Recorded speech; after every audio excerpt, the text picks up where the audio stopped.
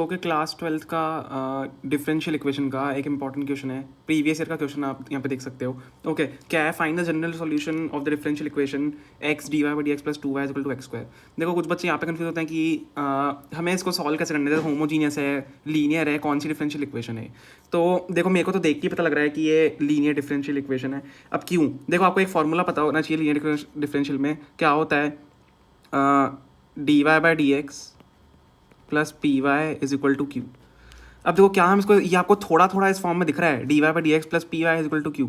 इस फॉर्म में हम इसको कैसे, पर d y by d x क्या है, एक अलग से है d y by d x. हमें इसके साथ कोई कॉन्स्टेंट या वेरिएबल नहीं चाहिए। तो हम क्या करेंगे, एक एक्स को यहाँ से हटाने की कोशिश करेंगे। अब एक्स को हटाएंगे कैसे? एक्स को डिवाइड कर दो बोथ साइड्स, ठीक है। हम पूरे इक्वेशन को एक्स से डिवाइड कर देंगे।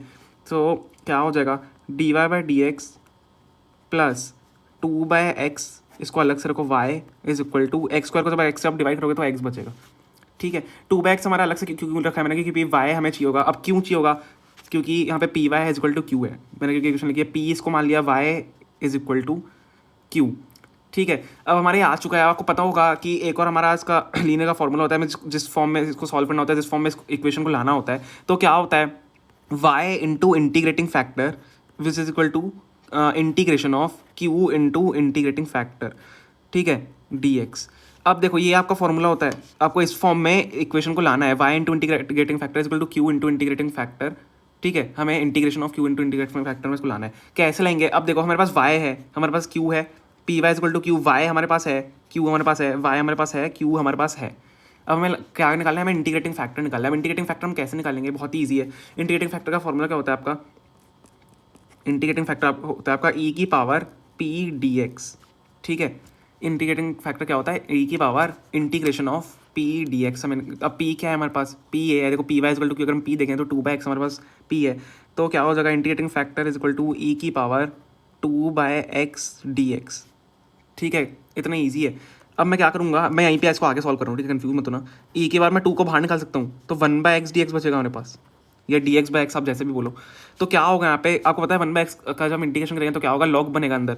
तो e की पावर 2 log x हमारे पास हमें बचता है। अब यहाँ पे बच्चे कंफ्यूज होते हैं, अब यार e की पावर में कुछ बच्चे क्या करते हैं, इंटीग्रेटिंग फैक्टर को e की पावर में लिख देते हैं कि यही हमारा पूरा इंटीग्रेटिंग फैक्टर आ रहा है। नहीं, ऐसा नहीं होगा। आप क्या कर सकते हो, आपको log इसका फंक्शन का e की पावर की जब जो भी फंक्शन होता है, आपको पता होगा यहाँ पे जब log x है तो आप इसको यहाँ ऊपर ला सकते हो, ये जो 2 है इसको ला सकते हो e की पावर में जब हमेशा होता है। तो क्या होगा, e की पावर log x का ये जो 2 है, ये 2 हम आपका यहाँ पे आ जाएगा log x का स्क्वायर, ठीक है।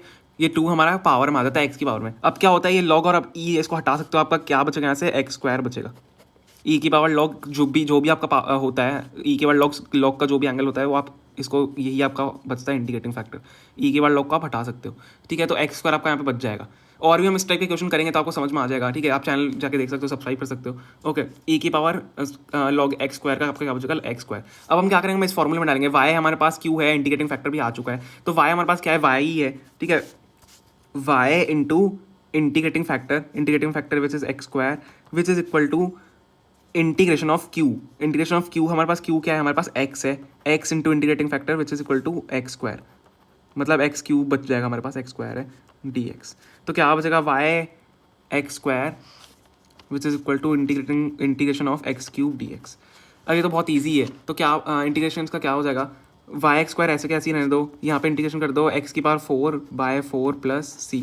अब देखो, आप इसको यहाँ पे, ये आपका आंसर ऐसा आ चुका है, आप इस आंसर को यहीं पे छोड़ सकते हो, ठीक है। हमको डिफरेंशियल इक्वेशन सॉल्व हमने कर लिया है, पर आप इसको और भी तरीके से अगर आपको लिखना है तो आप क्या कर सकते हो, जो आपका x की पावर है, जो आपकी x की पावर है, मतलब यहाँ पे जो x की पावर x स्क्वायर है, सॉरी x स्क्वायर जो है उसको नीचे भेज दो, तो y इज इक्वल टू क्या, दोनों से डिवाइड हो जाएगा, x क्या बच जाएगा, square x square by 4 plus c x inverse square. ये भी आपका आंसर हो सकता है, ठीक है। दोनों ही करेक्ट हैं, आप दोनों को कर सकते हो, कोई प्रॉब्लम नहीं है इसमें। ओके, सो ये आपका आंसर है। Thank you so much for watching.